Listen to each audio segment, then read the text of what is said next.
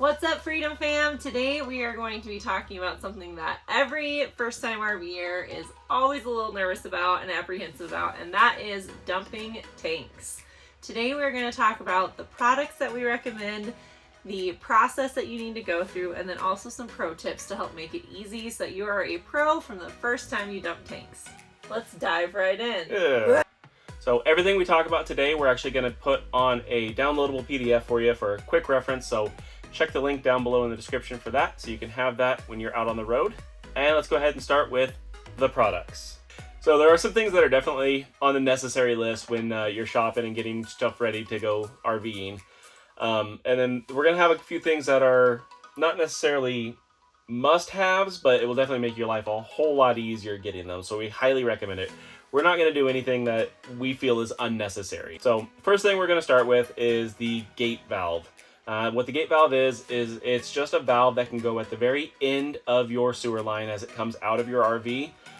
What can happen a lot of times is you've got your main valves you pull when you're dumping your either black tank or gray tanks, but then there's a good distance of piping between the valve and the actual cap. And what can happen if you're not at like a great angle for dumping, once you put that cap on, there's liquid that gets kind of stuck in there, trapped in there. So next time you go to take that cap off, there's a possibility of a little bit of free flow happening right onto you, and you definitely don't want that. So what the gate valve does is it goes right on the end of your line, and then the cap goes onto that, and it just makes it so you have a way of closing off that line from those other valves out to the cap to make sure you don't get any backflow onto you when you're taking off the cap for the first time. Obviously, you need sewer hose, otherwise you won't be able to dump anything. One thing that we recommend is the Rhino Extreme. It's a really nice, flexible, durable sewer line. It can actually, they say you can run it over with your vehicle and it won't damage it because it doesn't have metal in it. I don't know what it's made out of, but it's made out of some sort of a flex material. So unlike the other sewer lines that have a metal ring going through them for support, which if you were to run those over, they would flatten and be ruined, and any deformation in the line is going to cause things to build up there and clog as you're trying to dump. So we use this Rhino Extreme. We got the 20-foot pack, so 20 feet of line, and it's two separate hoses, 10-foot hoses that hook together. Obviously you need sewer hose of some sort, and we highly recommend the Rhino. The link we're going to drop for this, it actually is a kit that comes with a clear elbow, which is going to be our next thing we talk about in case you don't get this kit or if you already have sewer hoses. The clear elbow, what it is it's just a clear piece of plastic, and it hooks right at the dump site. So at the end of your hose where it goes into the ground, it'll have threading on there because some of the dump stations actually have where you can thread it on. And basically what that does is that gives you a clear view of everything that's going on in your hose. So you're going to be able to find out if there's any issues happening, which we'll talk about later on in the pro tips, but definitely recommend getting one of those. It comes with the kit, like I said. The next thing that we recommend is the Camco Sidewinder support. This is an accordion style support that goes from tall to short. That way you make sure that you are supporting your sewer hose, that everything is flowing downward, as that is obviously the direction you want it to flow so that things don't back up. If you've got peaks and valleys, it'll make it so that things aren't flowing smoothly. So we definitely recommend that. We don't always use it when we're parked right next to a dump station. We'll just kind of move the hose as we go, but it is really nice if you're going to be parked for a while, if you're at a campsite that has full hookups or things like that. It's really nice to put out this Sidewinder. The next thing that you're going to want to have is a water hose that you use just for dumping. This has the possibility to get contaminated with things you don't want in your drinking water. We'll leave it there. So you want to make sure that you have a dedicated hose that is just for dumping tanks. We like the Bionic steel metal garden hose. It just moves really smoothly so it doesn't get tangled up. Our flush hookup is on the other side of the RV from all the valves, and so Michael has to toss the hose underneath the RV to me so that I can hook it up. And it's really nice to have this Bionic steel one because as he tosses it under the RV, it just flows smoothly and it's not getting tangled up and caught on things. Yeah, it doesn't kink, and it also winds up really well in our tote that we use, which again we'll talk about later. But we use a tote for storing everything, and it winds up in the middle of the sewer hoses really nicely.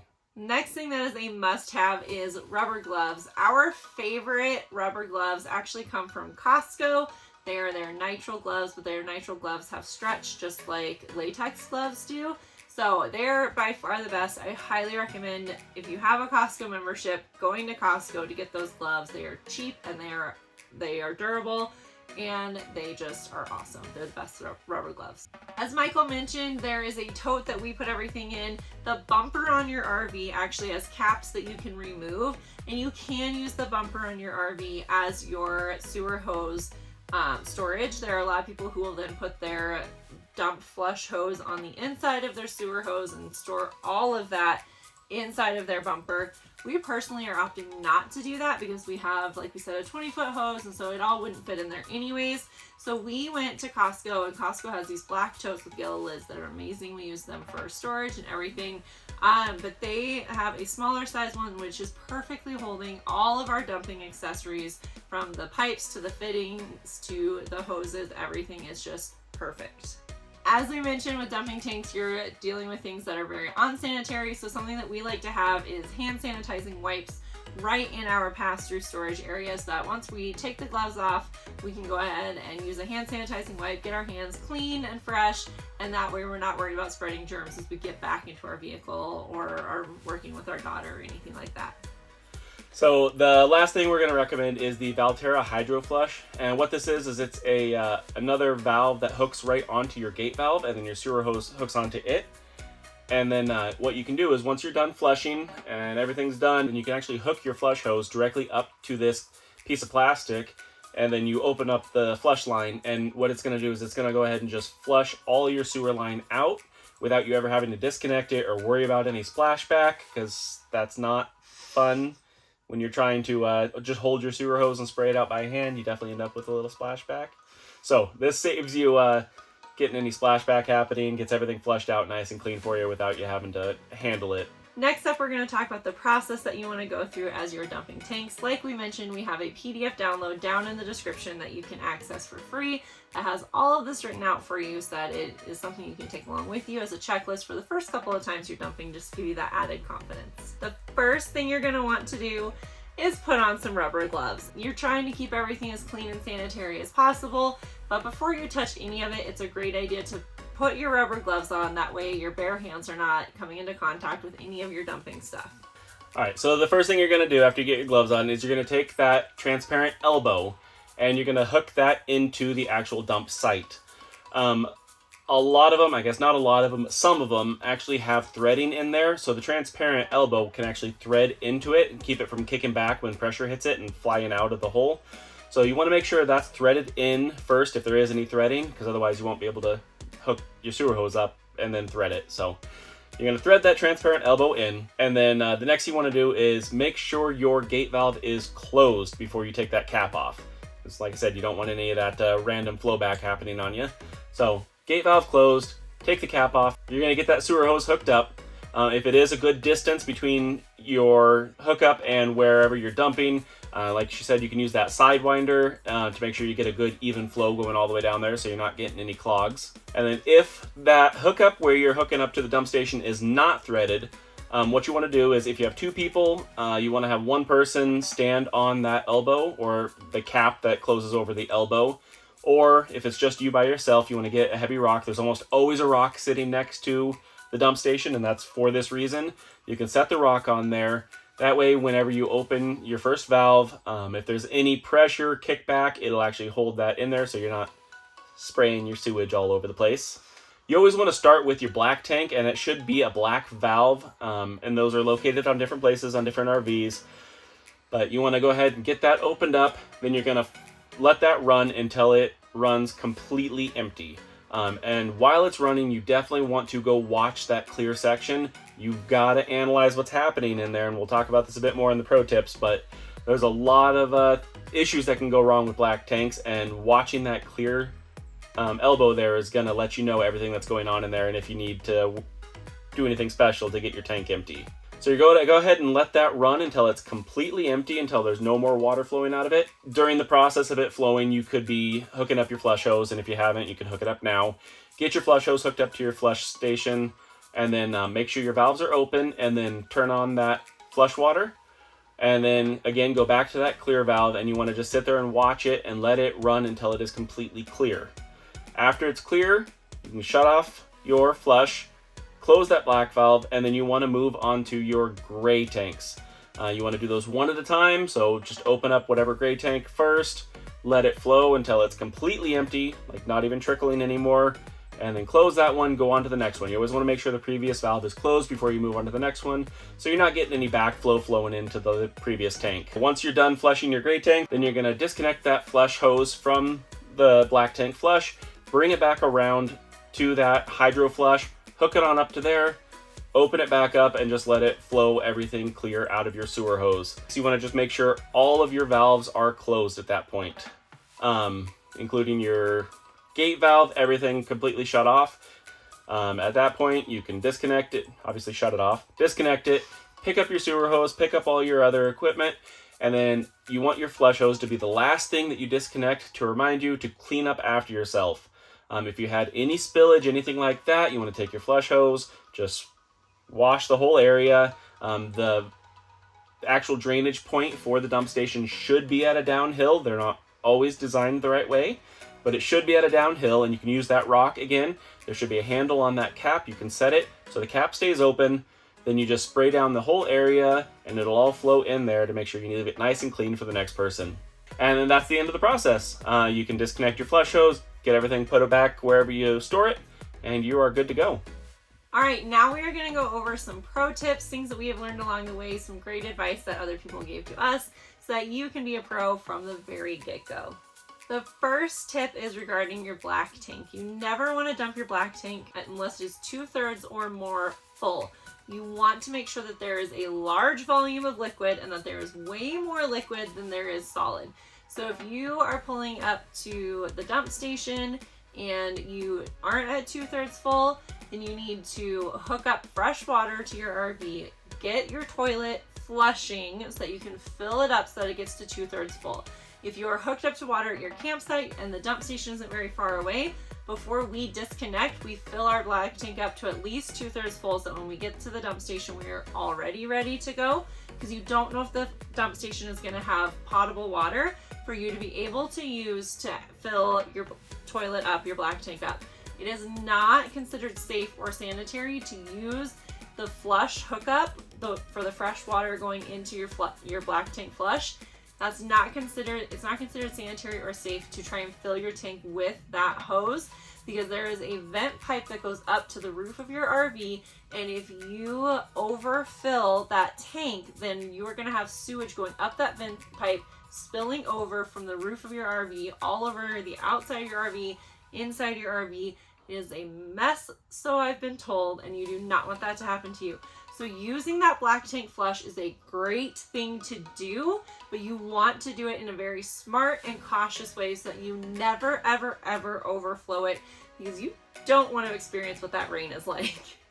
Yeah, and with that, you have your tank monitoring system, but when you're using your flush hose, a lot of times it will actually hit your sensors in there. So when the flush hose is actually running into your black tank, you don't have an accurate read on how full that tank actually is. And if you're not standing there watching it anyways, and with those things being notoriously unreliable, even if you are standing there watching it and it says it's 2/3 or 1/3 full, it may not actually be, and you may be actually filling it up into your vent pipe without even knowing it. So you never want to run that flush line with your valves closed. It is only for flushing your tank, never for filling your tank. Okay, so going back to the process of actually dumping and using that clear elbow. There's a couple things you can get from watching it and seeing how everything's flowing out there. The first thing is, like she said, your tank's going to be 2/3 full when you dump, at least. So you should see a really good, strong push of fluid and solids coming through there when you first open it. If you open the tank and it seems to be kind of trickling and not like really flowing heavy, there's a good sign you have a clog. And what I would do in that circumstance is just kind of let it trickle as much as you can. You may try closing and opening the valves, because that's a lot of times where it gets clogged is at the valve. So you might be able to shift the valve a little bit and get things to flow again. If not, you want to let it flow out until it's empty. Check your gauges, make sure they say you're empty, and then close it, refill your black tank, and flush it again with more pressure. You want to just keep doing that until you see a good push going out and it looks like everything's clear. The other thing you can check for when this is flowing is at the end, once you've flushed your tank and you have your flush hose hooked up to it, you're watching for it to flow clean. If it seems to not be flowing clean or taking a long time to flow clean, odds are you've got a poop pyramid. And what a poop pyramid is when you have more solids than liquids in your black tank from using it. There's not enough liquid to break everything apart in there and get it to flow properly.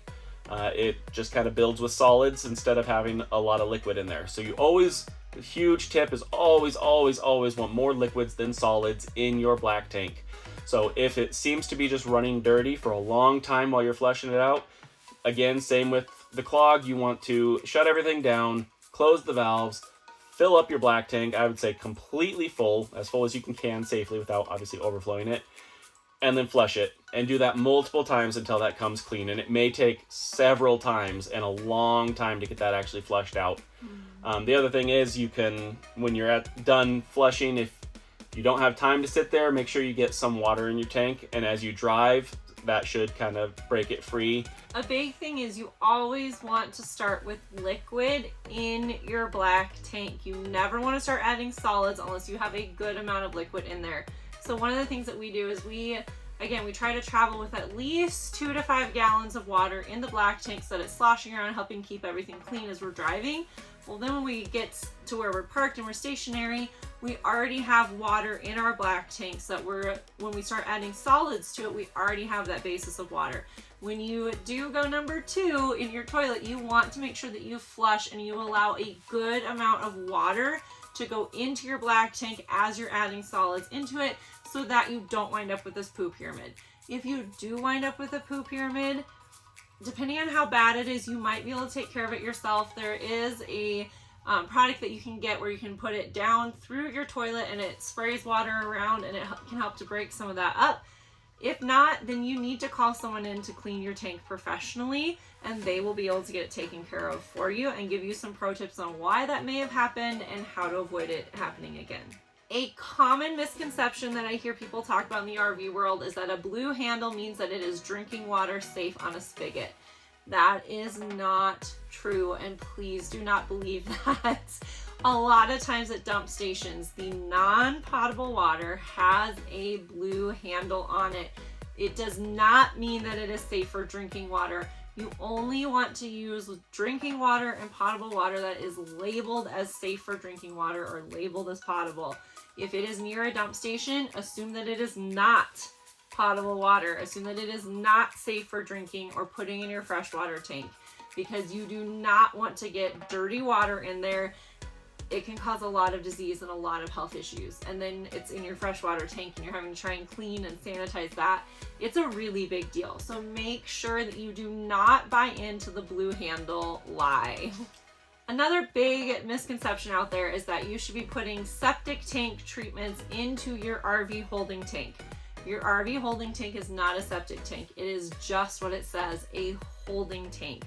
People will put things in there like Happy Camper and TST and all these other things that are meant to break apart and liquefy solids.